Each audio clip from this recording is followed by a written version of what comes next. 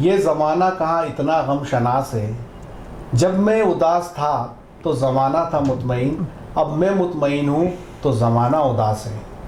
नमस्कार, मैं हूँ मुस्तफ़ा हुसैन और मेरे साथ मौजूद है ऐसी ही शख्सियत, मालवा के सबसे तेज़ तर्राट विधायक मंदसौर से यशपाल सिंह जी सिसोदिया। वे हमारे साथ मौजूद है। आइए उनसे विस्तृत बात करते हैं। वे आज नीमच आए हुए हैं और किसानों की समस्या पर उन्होंने मीडिया से भी बातचीत की है। समूचे मालवा के हालातों पर उनसे बात करेंगे कि कैसी स्थितियां किसानों को लेकर मालवा में इस समय बनी है। यशपाल जी, आपका स्वागत। बहुत बहुत धन्यवाद मुस्तफा भाई। मैं आपने नीमच में आज मीडिया से बात की किसानों को लेकर, तो क्या मुद्दे हैं किसानों को लेकर? क्या लगता है आपको कि किन मामलों को लेकर किसान को राहत नहीं मिल पा रही है? किसानों के नाम पर राजनीतिक रोटियां सेकने वाली वह कांग्रेस पार्टी, तब जब वह मध्य प्रदेश में प्रतिपक्ष में थी और शिवराज सिंह जी के नेतृत्व वाली सरकार मध्य प्रदेश में थी, और खूब प्रोपोगंडा कांग्रेसियों ने मिलकर के किया, कांग्रेस के वरिष्ठ नेताओं ने मिलकर के किया। दुर्भाग्यपूर्ण किसान आंदोलन हुआ था मंदसौर और नीमच जिले में। उसकी तो 2 बरस तक इस तरह से राजनीतिक रोटियां सेकी कि रोटियां जल गई, पर कांग्रेस ने उस मुद्दे को अंतोगत्वा उस समय तक नहीं छोड़ा जब तक उन्होंने ठान रखी थी कि इस दुर्भाग्यपूर्ण किसान आंदोलन को राजनीतिक का हथियार मोहरा बना करके हम ये न कहीं प्रकरण सरकार में आ गए, कोई दिक्कत नहीं। लेकिन 11 माह का शासनकाल कमलनाथ जी के नेतृत्व वाला हो गया है। इन 11 माह के अंतराल में मध्य प्रदेश की सरकार ने किसानों का हित नहीं किया, अहित और अहित ही किया है। अगर मैं ये कहूं कि राहुल बाबा जैसे व्यक्ति चुटकी बजा करके चुनाव से पहले भाषणों में ये वादा करे कि 10 दिन में कर्जे माफ हो जाएंगे 2 लाख रुपए तक के, और क्या नतीजा निकला? आज 11 महीने बीत गए। वे किसान जो प्रतीक्षा में थे 2 लाख की कैपेसिटी वाले, 2 लाख की श्रेणी वाले, वो बेचारे डिफॉल्टर हो गए। वो डिफॉल्टर हो गए तो 12% उनका दांडिक ब्याज लगना प्रारंभ हो गया। जो 0% पे शिवराज जी ने जिनको कर्जा दिया था, वो 2 लाख के चक्कर में 12% के ब्याज दंड और उसके अलावा वो डिफॉल्टर घोषित होकर के आज सोसाइटियों में खाते का नया जुना करने में भी वो फिसड्डी हो गए। 1 लाख रुपए से कम कर्ज की जो बात कर रहे हैं कि हमने प्रथम किस्त में दे दिया है, मैं ईमानदारी के साथ कह सकता हूं कि 20,000, 25,000, 30,000 रुपए तक के कर्जे माफ हुए होंगे। 60% किसान अभी भी 50,000 से 1 लाख तक के और 1 लाख से लेकर के 2 लाख तक के अभी भी प्रतीक्षा में है। बहुत महत्वपूर्ण बात आपने की और वास्तव में यह बात आपकी दिल्ली तक जाएगी। एक अभी आपने जिक्र किया यशपाल जी, स्वर्गीय लक्ष्मीनारायण जी पांडे का, और उनको हम लोग सभी लाड़ से बाबूजी कहा करते थे। और इस समय जब भी आप मालवा में जहाँ कहीं भी जाते हैं तो आपको देख के लोगों को स्वर्गीय बाबूजी की याद आ जाती है।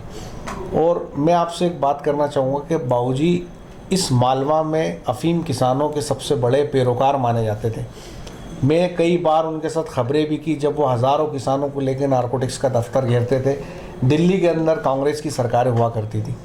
इस समय दिल्ली में बीजेपी की सरकार है और पूरी ताकत में बीजेपी बैठी, और जो अफीम उत्पादक इलाके हैं वहाँ सब जगह भारतीय जनता पार्टी के सांसद बैठे हैं। इस समय मालवा और मेवाड़ में हज़ारों किसानों के खेत खाली है, इस इंतज़ार में कि दिल्ली जो है अफीम पॉलिसी में कोई बदलाव करेगी। और वो ख़ास मुद्दा जो लोगों का है वो है मार्फिन परसेंटेज को लेकर और अफीम का पट्टा जो है औसत के आधार पर लेने को लेकर। तो क्या सोचते हैं आप, क्या इस मामले में आपकी कुछ बात हुई है या कोई रिलीफ सरकार करना चाहेगी?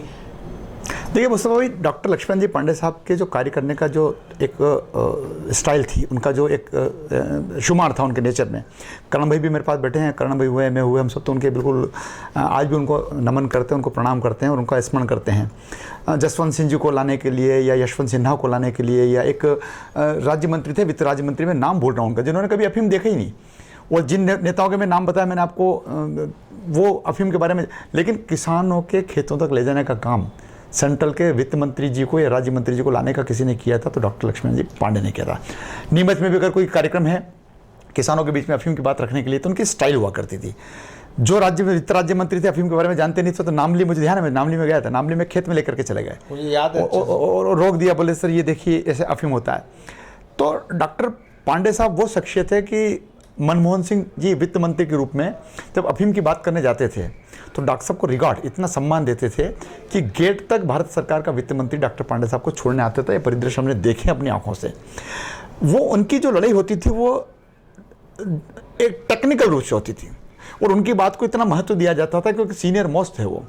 अभी जो आपने मार्फिन की बात कही है, ये बात बिल्कुल आपकी सही है कि मंदसौर, नीमच, चित्तौड़, कोटा यही हमारा एक बेल्ट है जहाँ पर अत्यधिक अफीम होती है, गुणवत्ता वाली अफीम होती है।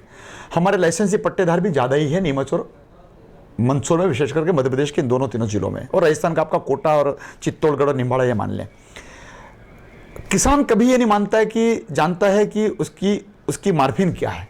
वो तो लॉन्चिंग करना जानता है, चीरा करके कलेक्ट करना जानता है और भारत की सरकार को देना जानता है। हाँ, वो किसान जरूर बेईमानी करते हैं जो राख मिला देते हैं या केमिकल मिला देते हैं या गुड़ मिला देते हैं। तब जब परख होती थी तो हाथों से होती थी और तब वो किसान पकड़ में आ जाता था। पानी मिला दिया, वाटर मिक्स हो गई, ए ग्रेड जाती है, सेकंड ग्रेड जाती है, थर्ड ग्रेड जाती है, फोर्थ ग्रेड जाती है, फिफ्थ ग्रेड जाती है और आखिरी में जाकर के वो वाटर मिक्स अफीम हो जाती है। तो इनके सबकी क्लास बनी हुई है। अभी जो आप बता रहे हैं कि ये मार्फिन 5.5 कर दिया, 5.4 कर दिया, तो इससे अभी किसानों के मन मस्तिष्क में तनाव तो है, ये बात तो हम भी स्वीकार करते हैं।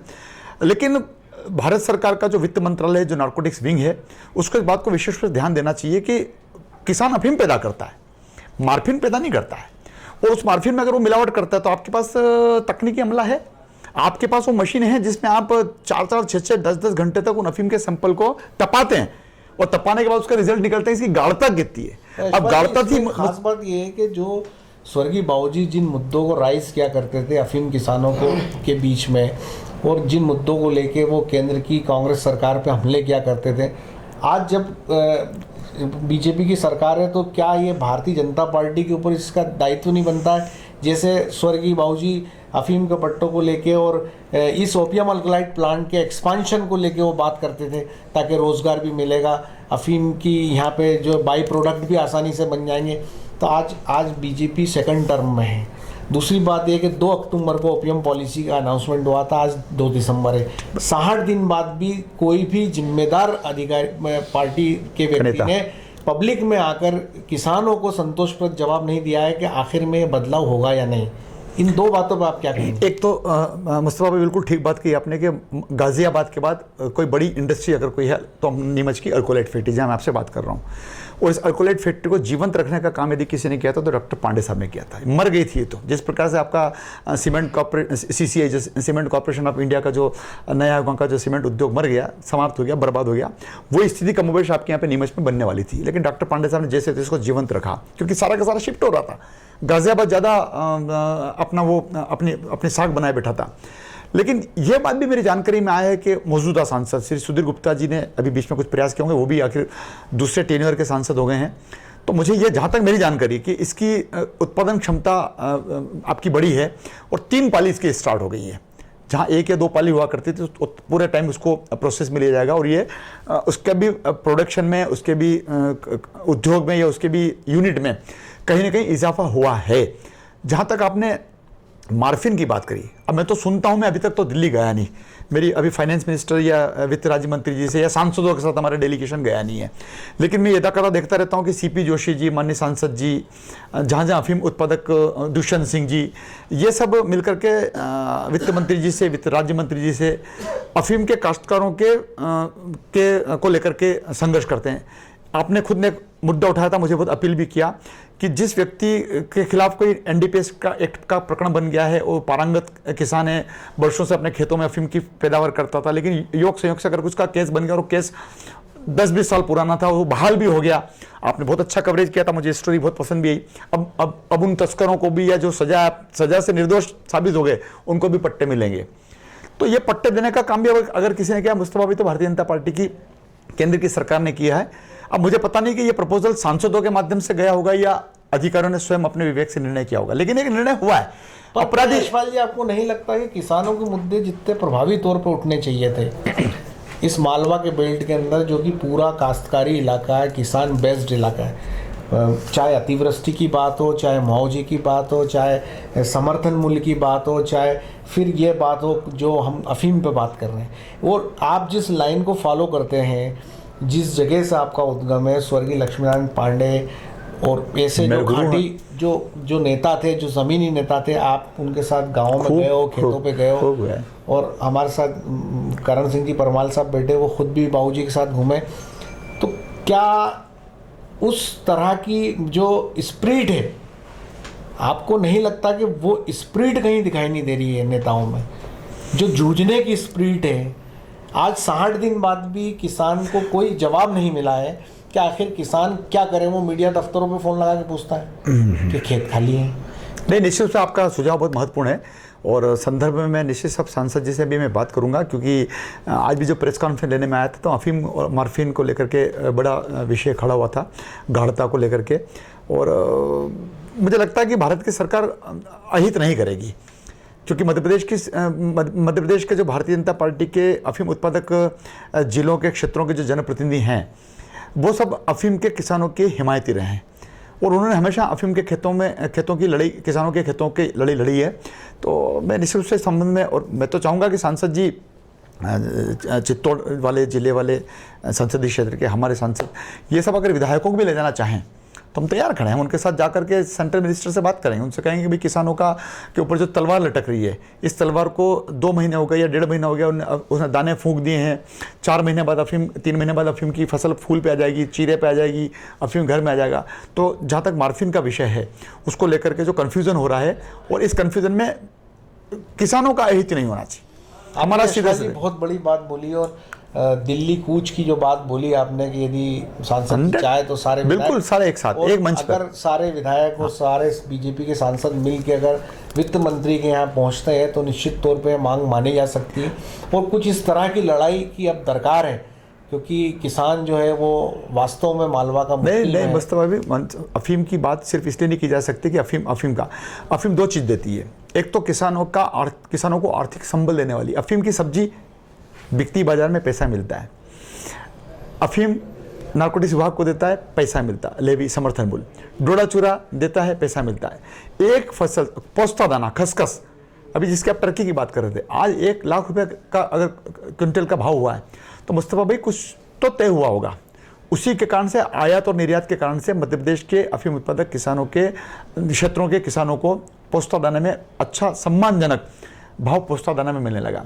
अफीम, डोडा चूरा और पोस्ता दाना, इन तीनों चीज़ों के कारण से अफीम का खेती करने वाला किसान मंदसौर जिले में, नीमच जिले में अफीम की पट्टे की चाहत रखता है, क्योंकि जलवायु उसके अनुकूल है। अफीम झाबुआ में नहीं होती है, ग्वालियर, जबलपुर, इंदौर में नहीं होती। अफीम हमारे ही जिले में होती है और गुणवत्ता वाली होती है, चित्तौड़ में होती है, कोटा में होती है। इसलिए मैं समझता हूँ कि दोनों तीनों जिलों के जो 4-5 जिले हैं जो अफीम उत्पादक जिले हैं, राजस्थान के प्लस मध्य प्रदेश के, इनके सारे सांसदों को, सारे विधायकों को साथ ले जा करके और अफीम उत्पादक किसानों के लिए और क्या हित में काम की जा सकती है। अभी मुझे ये पता नहीं मुस्तफा भाई कि भारत की सरकार के पास डिपॉजिट कितनी अफीम पड़ी है, क्योंकि मुझे सुनने में मिलता है कि ये अफीम का जो आयात और निर्यात है ये बहुत टेक्निकल भी है और बहुत क्रिटिकल भी है। तो उसको लेकर के भी भारत सरकार के सामने कहीं ना कहीं क्वेश्चन मार्क लगा। ये जीवन रक्षक है। अफीम को सिर्फ आप इस बात के लिए नहीं जोड़ सकते कि इसकी स्मगलिंग होती है। यशपाल जी, महत्वपूर्ण पैन क्रियास, दर्द निवारक अगर किसी की दवा बनती है मुस्तफा भाई तो अफीम से ही बनती है। कोडेन और मॉर्फिन के बाद जो उसका होता है एक शेड्यूल बनता है, और ये मनुष्य को जीवन बचाती है, जीवन रक्षक भी है और जीवन भक्षक भी है। अगर अफीम खाना शुरू कर दी है, स्मैक पीना शुरू कर दिया, जीवन बर्बाद हो जाएगा। नुकसान तो ज्यादा चाय पीने से भी होता है। और आपने इस मेवाड़ और मालवा की सीमा पे जो आज बहुत बड़ी बात बोली है कि सारे विधायक दिल्ली जाने के लिए तैयार, पूरे उन संसदीय क्षेत्रों में जहां पर मुस्तफा भाई अफीम होती है, वो 10 सांसद होंगे तो 10 सांसदों के साथ, एक सांसद के साथ 8 विधायक लगते हैं, एक सांसद के साथ तो 80 विधायक होते हैं। 80 विधायकों की एक टीम लेकर के सारे सांसद अगर जाएंगे तो प्रभाव भी पड़ता है, दबाव भी बनता है और किसानों का लाभ भी होगा, ये मैं मानता हूँ।